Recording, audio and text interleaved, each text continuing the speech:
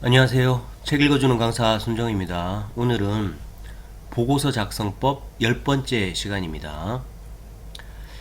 저는 이렇고요. 보고서 작성법은 메일로 강의 문의 주시면 됩니다. 자, 오늘은 10번째 시간으로 그래프 그리기에 대해서 한번 알아보겠습니다. 자, 보고서를 쓰다 보면 우리가 이와 같은 그래프를 많이 쓰잖아요. 왜냐하면 보고서라는 게 상사가 올바른 의사결정을 할 수 있도록 유용한 정보를 제공하는 것, 이게 바로 보고서의 역할이기 때문에 유용한 정보를 글로만 제공할 수는 없는 거잖아요. 정보 속에는 반드시 숫자로 된 데이터도 포함이 되어 있는데, 그 데이터를 나에게 보고받는 사람이 그 데이터에 숨어있는 의미, 이런 것들을 한눈에 빨리 알아보게 하려면 그냥 숫자 적어 놓고 그냥 뭐 의미만 해석해 주는 것보다 이렇게 그래프로 나타내 주면 더 빨리 알아볼 수 있으니까 숫자 데이터는 그래프로 전환해서 보여줄 수 있습니다. 그런데 그래프를 그릴 때 우리가 좀 알아야 될 거는 내가 이 데이터에서 과연 무엇을 보여줄 거냐, 이거를 먼저 결정해야 됩니다. 그런 것들이 이런 것들이 있겠죠. 뭐 나는 여기에서 구성 요소를 보여주겠다, 아니면 여러 항목을 좀 비교해 주겠다, 아니면 어떤 구간별로 좀 보여주겠다, 도수 분포 이런 걸 좀 보여주겠다, 아니면 두 집단을 좀 더 상세하게 비교해 주겠다, 아니면 어떤 상관관계, 이거는 뭐 하나가 커질수록 같이 커지더라, 아니면 이거는 커지지만 반대로 그거에 따라서 다른 어떤 거는 좀 작아지더라, 이런 관계를 좀 보여주겠다. 또 이런 게 있겠죠. 시간적 추이, 뭐 시계열 분석이라고도 하는데, 시간이 흐름에 따라서 이거는 데이터가 이렇게 되어 왔다, 이런 걸 좀 보여줄 수 있잖아요. 그래서 데이터를 보시면 나는 상사에게 이러한 유의미한 거를 전하고 싶다. 근데 그게 뭐냐? 구성 요소냐? 상관관계냐? 이런 거를 의미를 먼저 꺼내야 됩니다. 의미를 꺼낸 다음에 적합한 차트를 선정하는 거죠. 나는 구성 요소를 보여줄 거니까 이러한 차트로 보여줄 거야.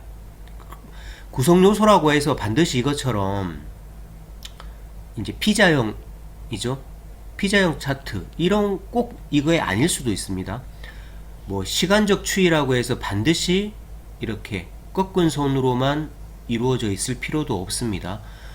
이런 데이터의 경우에는 이런 차트가 더 어울릴 거야, 이런 것도 고민해서, 차트의 종류도 워낙 많잖아요. 그래서 먼저 비교 항목을 선정한다.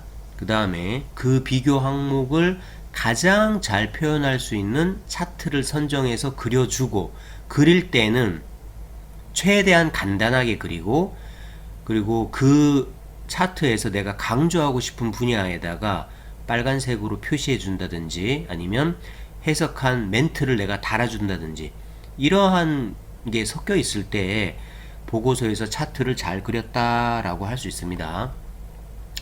자, 차트의 선정이라는 게 시간적 추이라고 해서 반드시 꺾은 선이 이렇게 좋은 건 아니고요. 시간적 추이 중에서도 일관되게 증가하다가 특정 시점에 좀 감소했다, 그리고 그때의 감소폭은 이만큼이다, 요런 걸 내가 좀 보여주고 싶다, 이럴 때는 꺾은 선보다는 막대 그래프가 오히려 효과적이겠죠. 그죠? 그래서 이렇게 내가 보여주고자 하는 의미에 따라서 어떤 차트가 더 어울리냐, 이제 이런 게 중요하고요. 그리고 이제 차트를 그릴 때는 이 오른쪽처럼 색상을 여러 개를 쓰시는 것보다 그냥 한두 가지 정도 쓰시고, 특히 이제 이렇게 유사색을 쓰시면 좋습니다. 만약에 뭐 빨간색, 파란색 막 이렇게 쓰는 것보다 그냥 전체적인 초록색 계열을 쓰는데 중요하지 않은 부분은 좀 연한 초록색으로 하고 중요한 부분은 짙은 초록색으로 한다든지, 이렇게 하는 게 이제 시각적으로도 좀 편안한 느낌을 줍니다. 만약에 그래프를 뭘 선정하는 게 좋으냐, 그 얘기를 조금 더 한다면, 만약에 이러한 숫자 데이터가 있습니다. 우리 회사가 A 제품, B 제품 두 제품을 생산하는데 이 4개 지역에서 판매 점유율이 뭐 이 정도 된다. 이제 이러한 데이터가 있습니다. 그러면 내가 이러한 데이터에서 나는 그럼 뭘 보여줄 거냐, 상사한테. 단순하게 그냥 각각의 점유율을 독립적으로 나는 좀 보여주고 싶다. 그러면 한 요쯤 그려도 될 겁니다. 그럼 이렇게 누가 봐도 A 제품은 이게 제일 크구나, 그죠? B 제품은 이게 제일 크구나, 그죠? 이렇게 독립적으로 보여줄 수 있지만 나는 이 두 개를 좀 비교해주고 싶다 하면 이렇게 해놓으면 두 가지를 비교하기란 쉽지가 않죠. 그럴 때는 이제 요렇게 해놓으면 비교가 더 쉽죠. 왜냐하면 같은 색상끼리 이제 수평으로 이렇게 있으니까, 그죠? 이게 비교가 훨씬 쉽잖아요, 그죠? 얘는 12대 40, 얘는 34대 7, 그죠? 얘는 28대 24, 그죠? 서로 비교하기가 훨씬 낫죠. 요거는 비교는 안 되잖아요. 얘는 비교하기가 훨씬 좋다. 그래서 점유율을 보여주더라도 나는 이 점유율에서 독립적으로 보여줄 거냐, 두 개를 비교해 줄 거냐. 근데 비교해 주려면 어떻게 차트를 그려 놓으면 읽는 사람이 더 빠르게 읽을 거냐, 이런 고민을 한 끝에 차트를 그려주면 좋습니다. 또한 우리가 이제 막대 그래프라고 하면은 무조건 이제 세워 놓을 수 있지만 이렇게 눕혀 놓으면 순위를 나타내 줄 때는 더 효과적입니다. 그리고 이렇게 충청, 호남 이것처럼 항목 이름이 이렇게 짧을 때는 이제 수평으로 세워 놓고도 밑에다가 항목을 쓰면 좋지만, 만약에 이 항목 이름이 굉장히 길어요. 길면 이 막대 그래프를 세워 놓으면 그 막대 그래프 밑에다가 글씨 쓸 자리가 되게 부족하잖아요. 막 두 줄, 세 줄로 써야 되고, 그러니까 옆자리를 침범하니까. 그러니까 뉘어 놓으면 여기에 쓸 자리가 많잖아요. 그죠? 만약에 세워 놓으면, 그죠? 요 밑에다가 요 쓸 자리가 좁잖아요. 그죠? 한 줄 쓰다 보면 옆자리에 침범하니까. 그죠? 그래서 글씨가 길 때, 항목에 글씨가 길 때도 막대 그래프를 눕혀 놓으면 글씨 쓸 자리도 많다. 그 다음에 이렇게 두 개 항목을 비교할 때는 이것도 괜찮습니다. 막대 그래프를 뉘어 놓고 양옆으로 뻗어주면 또 비교하기도 좋습니다. 그러니까 이제 그래프도 이런 류의 책이 되게 많습니다. 차트와 그래프라는 키워드가 들어간 책 제목, 그런 책을 사시면 이렇게 다양하게 데이터의 종류에 따라서 차트는 이렇게 그리는 게 좋아요, 그죠? 그런 게 있으니까요. 차트와 그래프라는 책을 좀 참고하시면 좋을 것 같습니다. 자, 그 다음에 이렇게 피자형, 파이형 차트를 그릴 때는 이렇게 시계 방향으로 가면서 큰 거에서 작은 순서로 이렇게 그려주면 좋고, 그리고 여기에서 이렇게 중요하지 않은 부분은 좀 회색으로 처리하고 중요한 부분만 이렇게 선명하게 컬러로 처리해 놓으면 보기가 훨씬 낫습니다.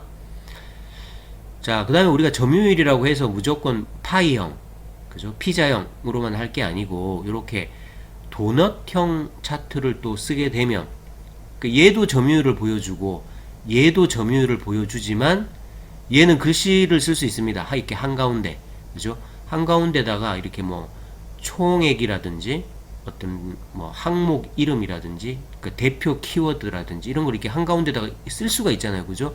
쓸 자리가 있으니까. 그래서 점유율이라고 해서 반드시 이런 파이형만 좋은 건 아니고 도넛형도 이렇게 점유율을 나타낼 수도 있다. 이렇게 우리가 발상의 전환을 좀 하시면 좋을 것 같습니다. 그 다음에 또 이렇게 도넛형 차트를 쓰면 좋은 게 이렇게 점유율 비교하기가 좋습니다. 이렇게 도넛형을 작은 거, 큰 거를 이렇게 겹쳐 놓으면 좀 안쪽에 작은 거는 과거 연도, 뭐 가까운 거는 좀 최근 연도, 뭐 이렇게 하면 또 이게 비교하기가 훨씬 낫죠, 그죠? 그래서 요렇게 할 수 있다. 자, 그 다음에 이렇게 그래프는 좀 이렇게 단순하게 좀 해주세요.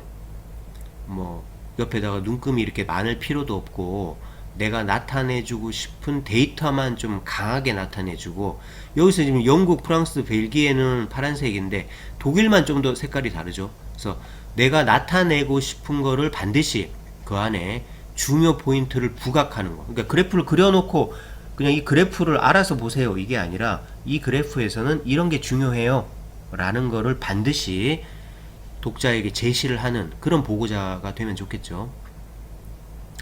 자, 그 다음에 요즘 뭐 인포그래픽 많이 씁니다.